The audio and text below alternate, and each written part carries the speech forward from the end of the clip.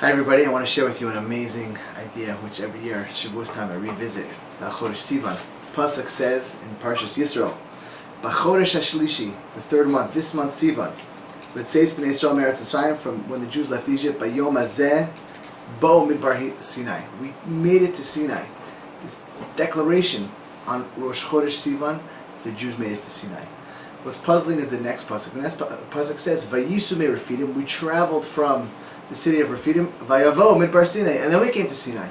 And the obvious question is, pasuk's out of order. The pasuk should say first, we left Refidim, came to Midbar Sinai, and then ta-da, here we are, Bo Midbar Sinai. Now we're at Sinai. Why does it skip? First we have the declaration, here we are, we're at Har Sinai. And then it says the history, we went to Refidim. Why is the pasuk out of order? This is one of the most powerful ideas that I've ever seen. Or Chaim writes over here. He says, if someone else would say this, you would say this must be like apikoros, blasphemy, kriya. He writes a saying from Gemara in Sanhedrin. Ava mekalkelas esashura. Love makes the straight crooked. When a person is so deeply in love and feels such powerful love and excitement for someone else, sometimes they make mistakes. They say the wrong thing, they go the wrong way, they get lost. Ava mekalkelas esashura. Kadosh Baruch Hu was so excited. Since creation, the words of the Or Chaim, it's worth it to look it up. Since creation, Hashem was waiting. When is Klal Yisrael going to get to Har Sinai and accept our Torah? Hashem couldn't wait. He had to tell us right away. Bo Midbar Sinai. We made it. We're here. He says, Shemayim and Aretz, El Yonim and Tachtonim. All of creation is waiting. Is Klal Yisrael going to accept the Torah? I want to point out something so interesting. You're right. Shavuot is important. And Har Sinai is important, but the Or Chaim uses a funny word here. He uses a word called Ava. He uses love. Most people, they have a mistake. They think like, you know where we have love for Hashem? We have love for Hashem when we're dancing, when we're davening. Torah, mitzvos. Who feels love when they shake a lulav? Who feels love when they learn a pasuk in Chumash? Isn't that Hasidus? I'll go to the mikvah, I'll do a dance, and I'll feel love. And the Or Chaim describes the giving of the Torah, when the Jews accepted the learning of the Torah, the keeping of the Torah, the guarding of the Torah. He uses the word love. It was an expression of Hashem's love to us. We have a chance every year to declare back to Hashem.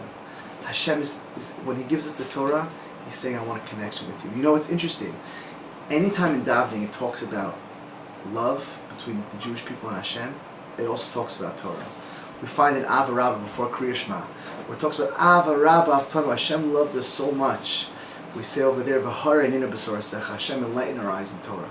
Also by Kriya Shema before Marav, we say Avas Olam Avtanu, an eternal love, an enduring love. Hashem loved us, and we talk about Torah. Kihem Chayenu V'orach Yameinu. Torah is the vehicle to connect with, to harness the love from Hashem. Every year, we have the opportunity to accept the Torah and to tell Hashem, Hashem, we know that you love us so much, and Hashem, we love you back. And this declaration, it's not just meaningless. Rabbeinu Yonah writes in Pirkei Avos, if a person declares with all of his heart and all of his soul, Hashem, I'm accepting the Torah. He has a beautiful pshat in the Mishnah of Ma'asav Meruba Mechachmasav. A person's actions are more than their wisdom. How could your actions be more than what you know? Rabbeinu Yonah says, if a person declares back to Hashem, Hashem, you're giving me the Torah, Ava Mekalkel Ashura, you love me so much, I love you back, I'm accepting it with everything. Rabbeinu Yonah writes, Hashem makes it as if you fulfilled the whole Torah. Ki'ilu kiblu es kol Torah kul. You get schar for the whole Torah. I don't know any mitzvos. Ma'asav meruba mechachmasav. My actions are more than my knowledge. Maybe I only know about the mitzvah of Netilas Yadayim and that's it. But if I say, Hashem, I'm going to serve you, whatever comes my way, I'm serving you, Hashem. You get schar for all the mitzvahs you accepted on. That's what, because it's a connection. Hashem, we're connected to you. What's the challenge? A lot of times people want to connect to Hashem. There's a lot going on. And they say, you know, I can't do it right now. I can't start the diet today. I can't change today. You know, there's a pasuk that says, Vayisiatzvu tachtas sahar. The Jewish people, they stood, literally means underneath the mountain. And the Gemara says in Shabbos Peches, underneath the mountain. So that's a funny way to say it. It says, yeah, Hashem picked up the mountain and says, if you accept the Torah, good. If not, Sham take for aschem.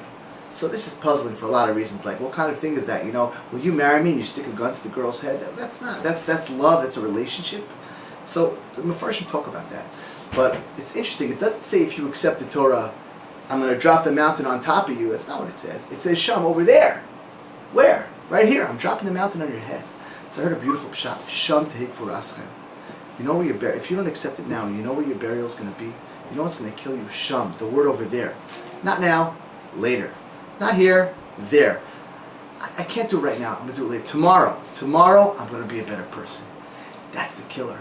A person has to decide, this year, today, or at least Shavuot, I'm going to accept the Torah. I'm going to realize that when Hashem is giving me the Torah, He's giving me a piece of Himself, and it's love. Ava mekalkal ashura. It's not a burden. It's Hashem's love. And we could declare back. You know, I heard a wonderful story, an amazing story about Napoleon. Napoleon, I never knew how he died. And I heard this amazing story. He was once with his grandson at the beach, and his grandson was swimming. And his grandson started drowning, and he was caught in the water, and he was thrashing his arms back and forth. He was crying for his grandfather, Rudu, in French, to help him. And Napoleon didn't know how to swim. And for some reason, he didn't have all of his guards around him, helping him. He was just by himself with his grandson. There was no one he could call. They were too far away to call for help. So the kid's screaming, and Napoleon takes his sword. He doesn't know what to do. He takes the sword, sticks it in his chest, falls to the floor. The grandson, he sees this, and oh my gosh, he thrashes. He's got to help his grandfather. He doesn't know what's going on. He manages superhuman strength, the adrenaline. He comes to shore, and he sees Napoleon alive and well.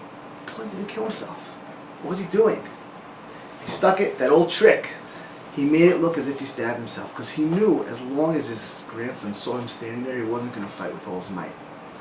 It's important in Yiddishkeit to realize, at the end of the day, we have people that can help us, and people can inspire us, and people can guide us. At the end of the day, it's up to us. There's no one else. The grandson looking at Napoleon, that's what held him back. A person has to realize, Sham tehik v'raschem, pushing it off or pushing it onto other people, Eina davar toile ela bi.